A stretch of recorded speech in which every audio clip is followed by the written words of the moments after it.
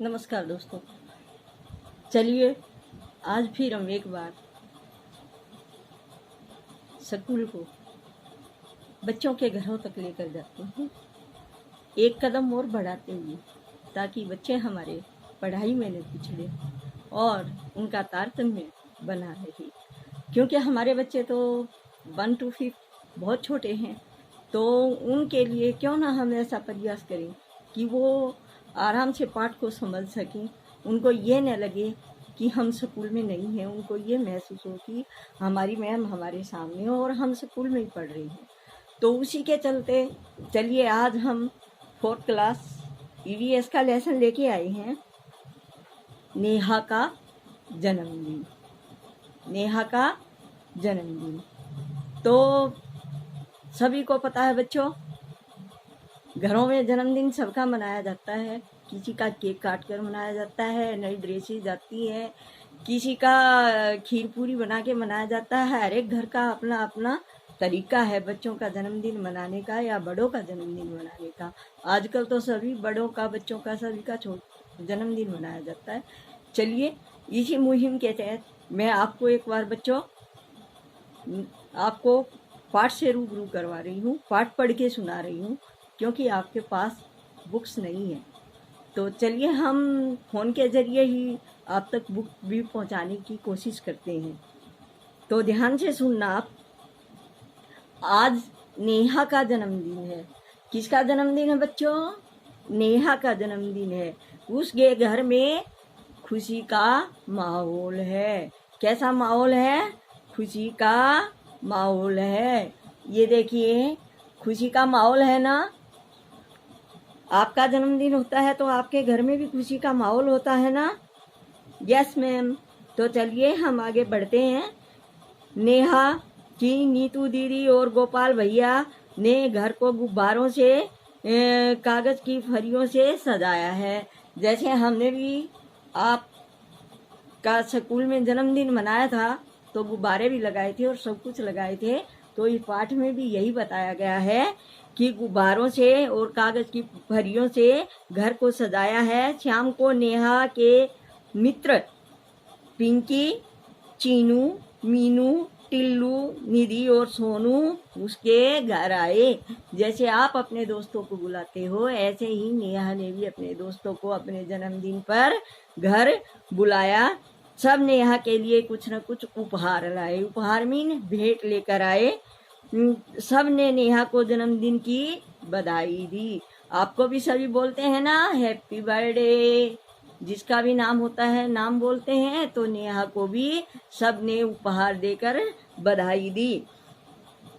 तभी नेहा ने देखा कि पड़ोस से ज्योति और उसके विनय भैया भी आए हैं। विनय भैया काला चश्मा पहने हुए थे। उनके हाथ में सफेद रंग की एक छड़ी थी। उसके भैया ने काला चश्मा पहना हुआ था। कैसा चश्मा पहना था बच्चों? काला चश्मा पहना था और हाथ में क्या पकड़े हुए थे? एक सफेद रंग की छड़ी पकड़े हुए थे। ज्योति ने बताया कि विनय भैया की आवाज बहुत सुरीली है।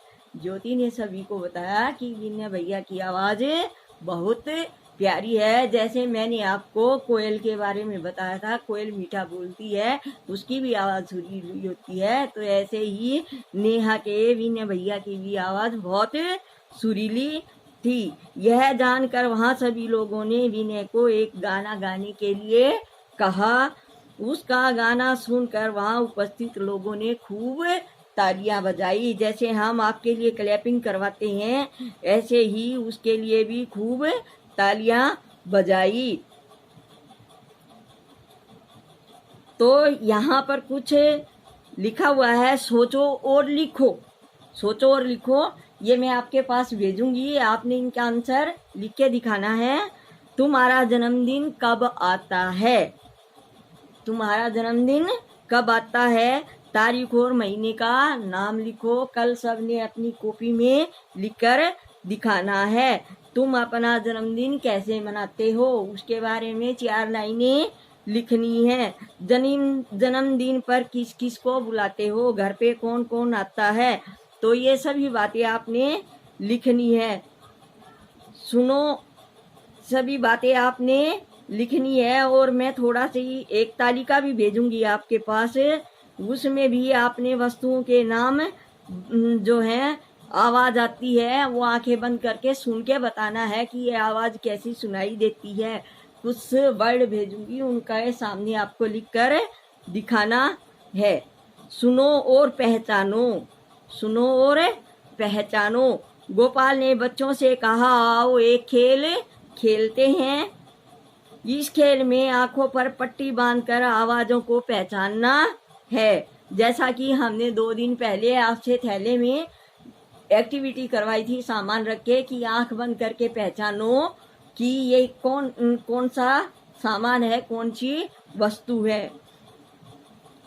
तो नीतू दीदी घुंघरू, घंटी, गुब्बारे, पानी वाली पीपनी, बांसुरी आदि कुछ वस्तुएं लाई और मेज पर रख दी। खेल शुरू होने पर सब से पहले टीलू की आंखों पर पट्टी बांध दी गई और गोपाल ने घंटी बजाई और पूछा, बताओ किसकी आवाज है। टीलू बोला, यह तो घंटी की आवाज है।